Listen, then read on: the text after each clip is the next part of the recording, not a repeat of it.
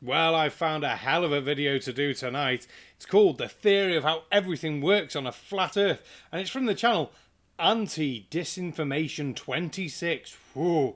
So we know it's going to be spot on. I mean, it must be right because the description says Linktree banned my account. So you know they must be giving out the right truthful information, because why else would someone ban their accounts? Oh, luckily I'm in the pub. There's plenty of beer. So let's roll the intro, you can pour a pint, and we'll get on with this one.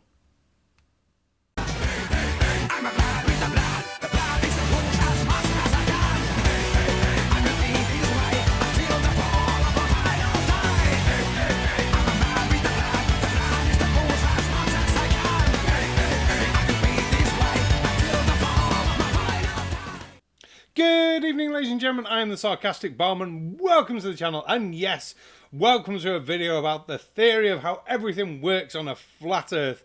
And just like bad sex, we're going into this video dry and hard, because I've done nothing apart from look at the title and pour a beer, because I have a feeling this is going to be the most important thing with these videos tonight, or video. Never know, if the video's shit, we'll be looking at several videos. Or I might re-edit this and you'll never know that we looked at a shit video. Who knows?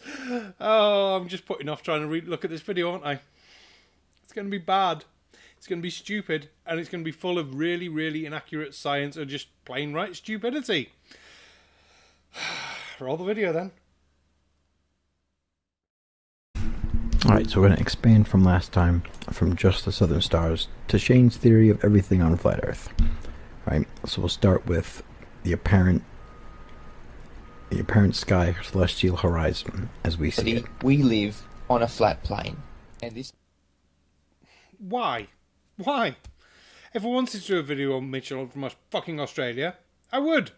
I want to do a nice, different channel that I've never seen before. Maybe something original from flat earthers. No. It's just him replaying some shit from Mitchell from Australia. I really hope the entire fucking video isn't like this. No, because that would imply that flat earth is going to have an original thought. So that's not going to happen, really, is it? It's just wrong. And this may be news to people. We also have a flat sky plane above us where the celestial bodies exist. Okay, let's run with this. So we have big flat disk. Above big flat disk, we have really big flat thing of stars that must go for tens of thousands of miles out to make those stars line up with the horizon at some point for vanishing in perspective and all that jazz.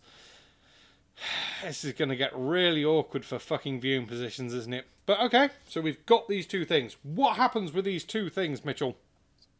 From the vantage point of our flat plane, when viewing the celestial bodies, we perceive their position and movement as a dome. This is purely our perception from this vantage point on our flat plane. It's not actually a dome above the Earth. All celestial bodies rise in the east, move in an apparent semicircular motion above the sky, and set in the west. Right, I thought we'd get visualizations. Ooh. Unfortunately, I'm far too lazy to knock anything up on GIMP or anything like that. So, Earth. Really big sky, because we want to make it thingy.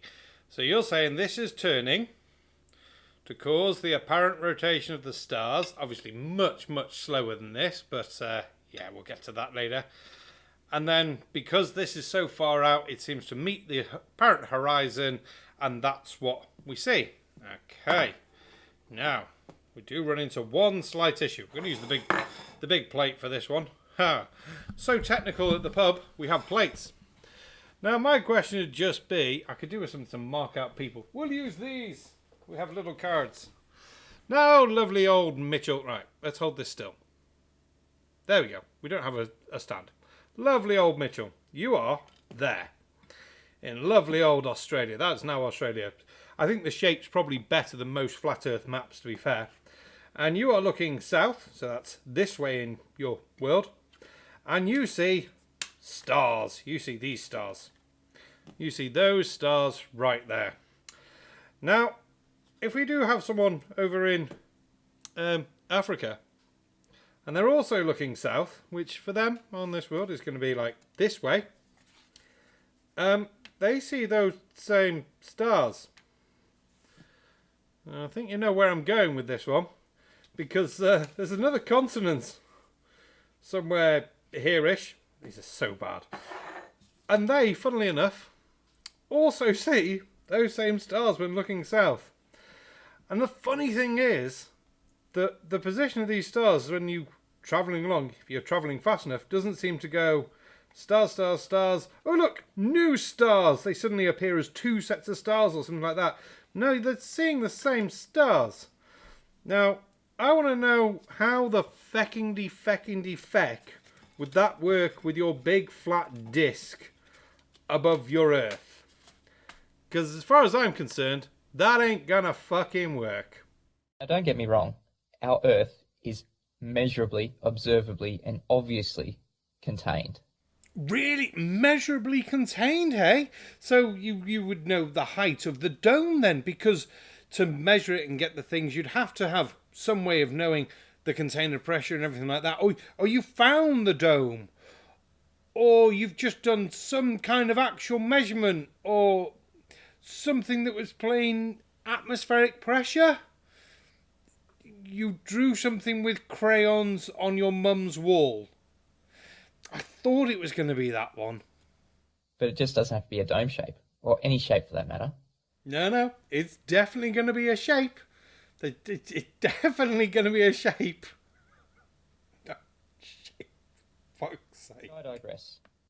Looking at this flat celestial plane above our heads, we can see that everything rises in the east, moves across the sky, and sets in the west. We just perceive a motion of a dome shape. Now, I'm going to pause that. We're going to bring it over to how much of that dome we see. Yeah, thank God it's not all Mitchell. So we got, I'm guessing this is Anti-Disinformation 26 who's going to be talking to us now. I'm going to know he's got graphics. I feel like I've been let down by my plate and saucer whole montage thing. Oh well. If that dome is what we're bringing with us as our apparent perspective, we think it's about 6,000 miles in each direction, or rather 12,000 miles as a circle. Well, it's about 12,000, 12,500, give or take. Now, I think this is a rather simple question. I doubt it's going to get an answer off any flat earther, because none of my videos do, because... how would you know how far you can see for apparent horizoniness? So you're saying like, oh yeah, 2,000, 6,000, 4,000, 32 inches and 4 foot, whatever. Because flat Earth doesn't have a working map with working distances. You're putting this image that you're showing there, we see this circle, on a projection style map, and not a very good one really because of the size of the continents and things, of a globe. Because you have no map. And when you also try and put that sort of circle on your flat mappy freaking crap, you know that it doesn't work right.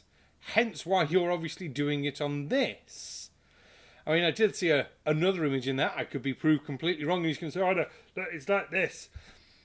So they should be verifiable distances then, so you should be able to make a working map. And yet, no flat earther can seem to make a working map with the right distances because, well, because the Earth's a globe, but also because you can't turn something that is... But all the objects will go below your horizon when they're 6,000 miles-ish from you. Okay, so when you're looking back at the sun is about 6,000 miles away. Let's say the sun is rising in the east. Okay, and those crepuscular rays come up, and when they get to you, so they diverge out from the sun, they're spreading out, and when they get to you, your line here, the divider of the hemispheres, right in the center. Okay, so you're essentially at the equator of the start of the crepuscular rays and the end of the crepuscular rays, or your sunrise and sunset. You have your eastern hemisphere, that would be 180-degree view of the crepuscular rays. Then you have on the western hemisphere of your dome of vision or circle of vision you have a 180-degree view of the anti-crepuscular rays. The rays come up, they spread out overhead, and then they converge on the other horizon, in the western horizon, as anti-crepuscular rays. Now, may have come across a small little problem with your circle that, well, is circular, as opposed to being not circular.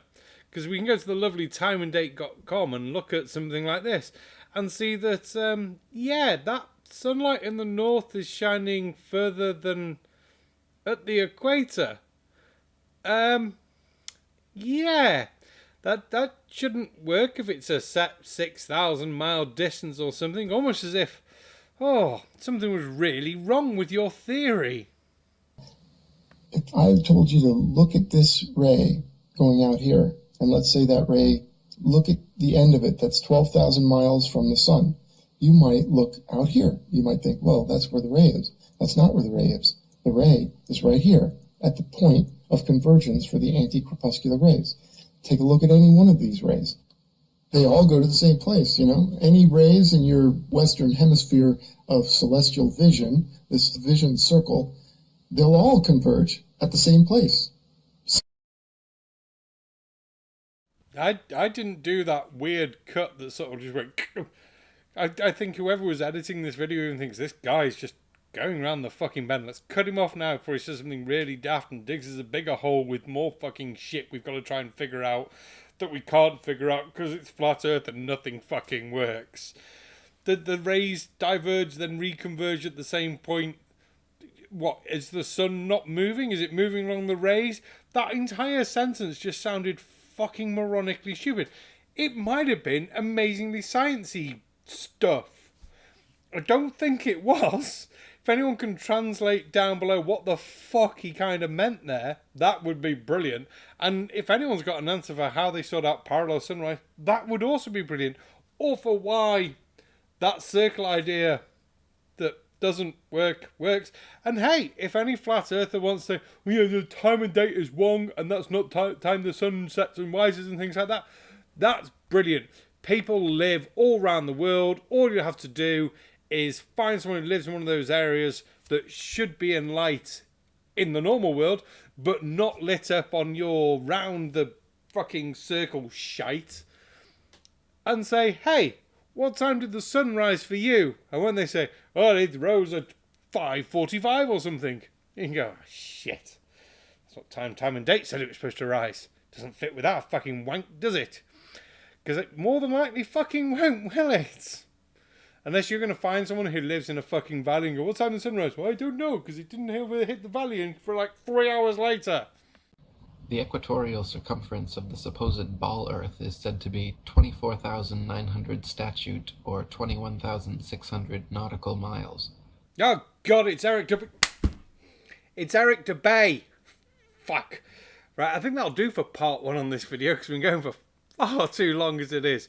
I'm going to get straight into make part 2, because next week I'm away at my sister's wedding, so I can't do a video. Yay! Not for not doing a video, but for being at a wedding. Awesome. Thank you very much to members, patrons, everyone who makes these videos possible. Even if you leave a comment, a like, it's very, very, very much appreciated. Oh, I'm going to pour more beer and get on with this. You lot can all wait an entire week for part 2, unless I feel like I'm going to be really good, and then this part 2 will come out Tuesday, and then there'll be a video for Thursday, and who knows, I might even actually just say, fuck this shit, and I'll do a live stream straight after doing this. We'll see. I'm a